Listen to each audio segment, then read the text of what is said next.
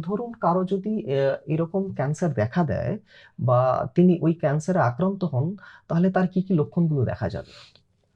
So যেটা আমি আপনাকে বললাম, হুম, সার্ভাইকাল ক্যান্সার ম্যাক্সিমাম ক্ষেত্রে কম বয়সী মহিলাদের হুম, দেখা হুম, যায়, হুম। But in a few cases মেনোপজের পরেও দেখা যায়। আচ্ছা, মেনোপজ আচ্ছা, মানে আচ্ছা। মানে যখন আপনার পিরিয়ডটা বন্ধ যেহেতু হয়ে আপনি গেছে। বললেন যে আক্রান্ত হওয়ার 10-15 বছর পর, হুম, মানে সে যদি অল্প বয়সে ডেভেলপ করে ভেরি এবং গুড। 10-15 বছর পর যদি এটা দেখা দেয়, তার মানে তো সেই মেনোপজের পরই হবে। সেটা ওই ওই হ্যাঁ, ওই ফিউ পিপল হ্যাঁ। যাদের ধরো 35-40 হুম, বছরে হলো, হুম, তারপর 10-20 বছর হলো, তারা একটুখানি হুম, ডিলেতে প্রেজেন্ট হুম, করে। হুম।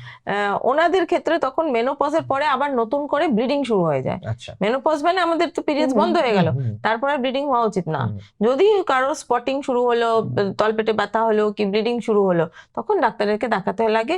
আমি যেটা বললাম, এই সার্ভাইকাল আর ইউট্রাইন ক্যান্সার দুটোই আমাদেরকে পরীক্ষা করে দেখতে লাগে যে এটা হয়েছে কি না। আচ্ছা। আর কম বয়সী মেয়েদের ক্ষেত্রে এই সিমটম গুলো কি করে আমরা জানতে পারবো? হুম, তাদের দেখবেন যে একটা ইনফেকশন, হয়তো বারবার করে রিকারেন্ট পেলভিক ইনফেকশন হচ্ছে, তারপর একটা ফাউল স্মেলিং ডিসচার্জ হচ্ছে, হুম, ইন বিটুইন পিরিয়ডটা রেগুলার না, পিরিয়ডের মধ্যখানে ইন্টারমেনস্ট্রুয়াল ব্লিডিং বলি, মানে দুটো পিরিয়ডের মাঝখানে মাঝখানে। ব্লিডিং হচ্ছে, হুম, কিংবা স্বামীর সাথে কিংবা পার্টনারের সাথে সেক্সের পরে ব্লিডিং হচ্ছে, পোস্ট কয়টাল ব্লিডিং হচ্ছে। আচ্ছা, এগুলো সব আর্লি সাইন্স আচ্ছা। ধরার জন্য। হুম, এখন অনেক লোক, যথেষ্ট লোকেরা অ্যাওয়্যার, ওনা এসে আমাদের বলে যে হুম, ম্যাডাম আমার এরকম প্রবলেম গুলো হচ্ছে। আচ্ছা।